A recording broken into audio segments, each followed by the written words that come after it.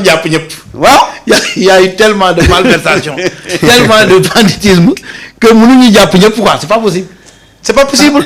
noonu lañ def y a beaucoup d'hôtels yoo xam ne tey même bu. enquête bi continuer leen waaw.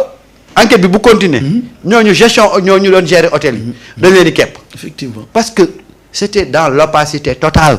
da ngay xëy ñu ne la am na ay cas contact yu ñëw bu hôtel sàngam. waaw. léegi yow tu payes 50 000 par tête moom ngay fay hôtel bi. 50 000 te par loolu tête yëpp fonds Covid 19. lépp fonds Covid la. grand. ba ci presse bi. ils sont pas épargnés de.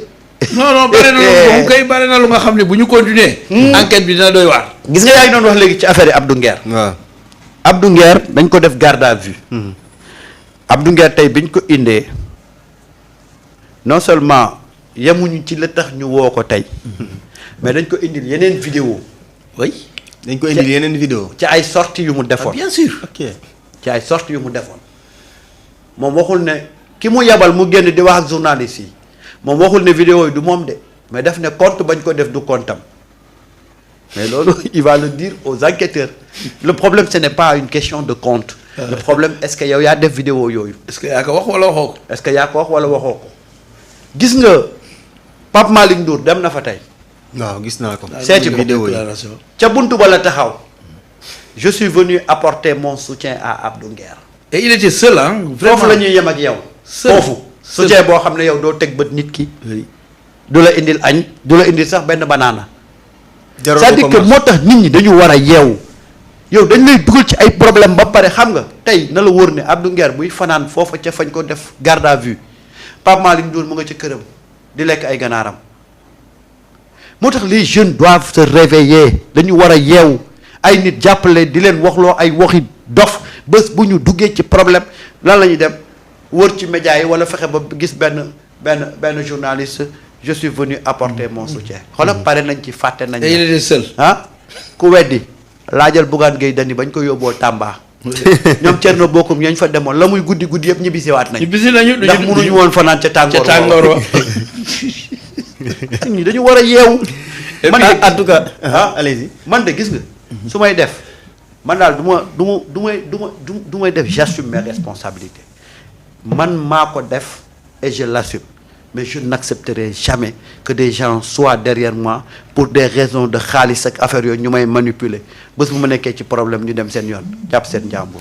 et moi je crois que les enquêteurs aussi doivent mener l'enquête plus loin. du ma leen jàngal seen liggéey mais man si on arrivait à savoir kan moo wax loo nangam diw ak ñaata la ko jox ba tax mu wax nangam loolu ce serait très intéressant parce que ça permettrait ñu dénicher ñi nga xam ni dañu toog seen kër di yabal xale yi parce que Abdou Nguer c'est un innocent tu sais que c'est pas quelqu'un bu nga xam ni même jàngam àggul fenn Ousmane disait que am na ñoo xam ne am nañu sax certificat d'études waaw ba pare Abdou Nguer est né du fan la jógee mais Abdou Nguer je me rappelle très bien man xaw ma woon mooy kan benn bés la ñu tase Thierno Lo télé Thierno Lo bi xam nga man ku ma mos a invité rek damay def mais man pour man technicien bee toog noonu ñu taxaw te dañ ma bettan ñu dama taxaw rek mu taxaw mais booy bi d'une insolence capitale bu nga xam ni je comprends pas bi ñu paree laan leen yéen seen télé bi dootu fi ndekete Abdou Nguer foofu laa ko jëkk gisee il n'était pas kii et puis lu ko neex lay wax xam nga lan la ma wax yow mii da ngay dem Sweet Beauté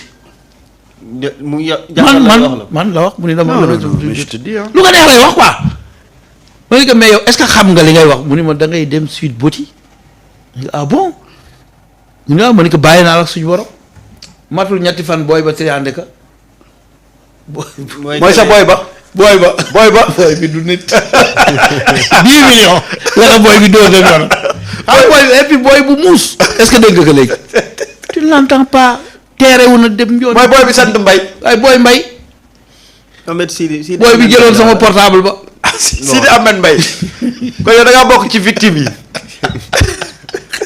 booy bu garaaw ngoog man daf ma def li may def ba pare dama mujj toog ci oto bi man di ree mais c'est pas possible 2 minutes kër booy bi ni fees raxas la non dama mujj dem julli jàkkaarloog sama borom ni booy bii àddina fu mu mujjee yàlla na ma yàlla def ba booy bi ba gisaat ko mais effectivement xam nga suñu borom beneen nit la du nit je veux dire 2 mois 1 an après booy bi fekkaat ma benn kii di ma jaay benn ordinateur mais am na benn tig bu muy def mu ni wax kii fan laa ko xamee mais bala may wax moom xàmmee na ma ba dem na yoonam ma di c'est pas possible toogati ba ñuy wax diw Adji Sarr diw nangam et cetera mais fi ma découvrir mooy bi ñu ko génne yéen a génne image am ma ni mais booy voilà le gosse. booy baa nga kii ba mi ngi mais booy boobu benn affaire la mais 3 jours la ci teg dóor Abdou Nguer ana 10 millions yi c'est disparu non.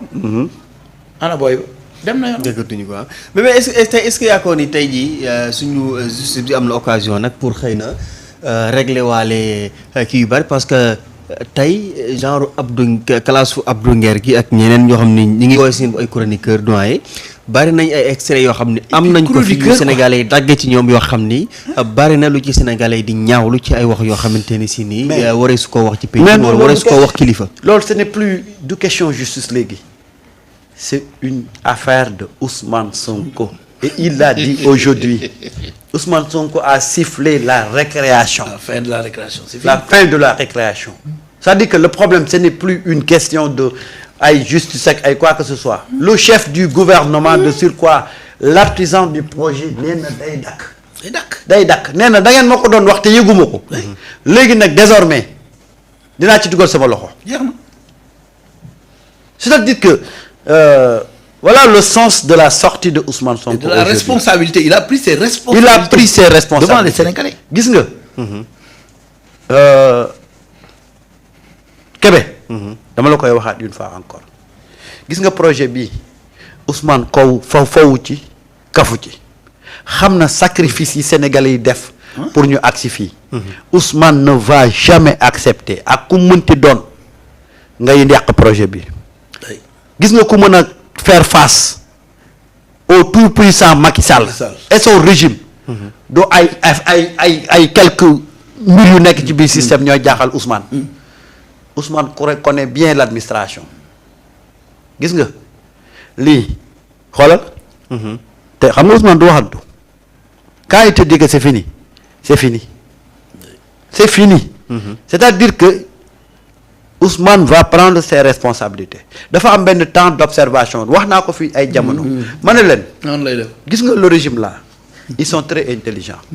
dañoo ñëw bàyyi ñu bari place bi ñu nekkoon toog di leen observer. round d'observation bi jeex nañ. xam nañ qui fait quoi et qui était derrière qui te nañ dem ci kanam. Effectivement, ils commencent à découvrir beaucoup de choses. Non mais ils détiennent les secrets de l'État aujourd'hui. Les informations yi fi nekkoon man tey kenn déglootuma ji moo ni ma tak xoolal tak ma gis non xaw ma lan non kii ma ni man lii de alhamdulilah rabbil alamin man de. non mais. ma doon toujours c'était positif toujours ñu ma doon déglu toujours. doyen keroog bi Bassirou Diomaye Faye président de la République defee sorteem ne Macky Sall am na lu muy def ci suuf dama toog fi ma ne leen. Effectivement. Il est maintenant dans le renseignement. Il commence à mettre la main sur renseignement. Renseignement vrai. Vrai renseignement. la woon dootul amati de te ni ko Ousmane waxee noonu lañ koy doxalee xaaral ba ci kanam. gars yi il fallait mettre la main sur les renseignements. Ils ont maintenant la main sur les renseignements. xam nañ les poches de résistance. Il y avait des postes de résistance. si ci système bi di def ay affaire ci suuf ñu leen di ger ci suuf di leen jox ay instructions ci suuf. mën nga nekk fenn sax ñu bàyyi la ku mel na Basirou moom dafa doy waar non gars yi gis nga. mën na xam ni lii am na mu bàyyi la di la seetlu parce que moom dafay am preuve ba pare soog a wax. waaw moom yàkkamtiwul daraam. loolu moom xam naa ko ci moom. gars yi dañoo xam li ñuy def. xam fi ñu jëm. et c'est ça l'intelligence. étatique. du ñu boole dara ak wax. waaw da ngay gis renseignement général mën na ñëw sax wax lu dul noonu wala dara ñu xam ko di teg. ba bañ la waree changer ñu changer waaw loolu nag noo tax ñu naan dafa yéex mais dañuy dem sûrement. waay c'est-à-dire lu ñu teg rek da lay wóor ni maîtriser nañ ko soo ko koy teg. lentement mais sûrement. waaw gis nga dafa am benn phrase bu mu wax sànq. kooku ku yebu rek bàyyi ci xel. muy lan. xaaral tuuti rek xam nga moom dafa am ay xeeti wax yoo xam ne bu ko waxee. ay junj la.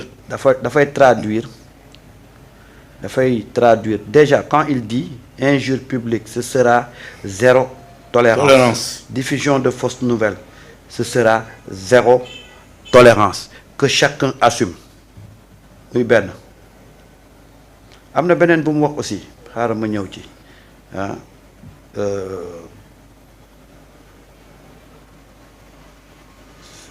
parce que tey Ousmane dafa wax loo xam ne dafay wane ne fi mu jaar ba agsi fii tey amul benn homme politique quel que soit niveau boo nekk. il a dit qu'il était indestructible. voilà politiquement.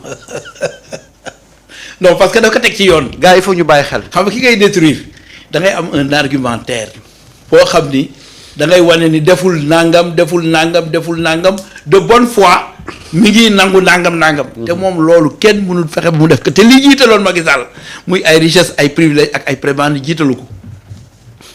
et véritablement il va réussir politiquement et c'est bien du sax pour ñun kese le Sénégal mais c'est pour l'Afrique. Parce que notre défi c'est de relever le défi pour l'Afrique parce que Afrique dañ ko yàgg noot. Aujourd'hui il y a beaucoup de partis politiques qui veulent s'inspirer de l'exemple de Pastef. ñu ngi ñuy contacter un peu partout je dis pas en Afrique mais dans le monde entier mais loolu yëpp nag lu ko may mooy jub lu ko may mooy jubal lu ko may mooy jéem a jubbanti dina metti mais jubbanti boobu bu ñu ci eggee dina ñu bari dina fond Covid 19 bi ñuy wax. ci jubbanti bi la bokk. gis nga nee na je suis politiquement indestructible. gis nga loolu.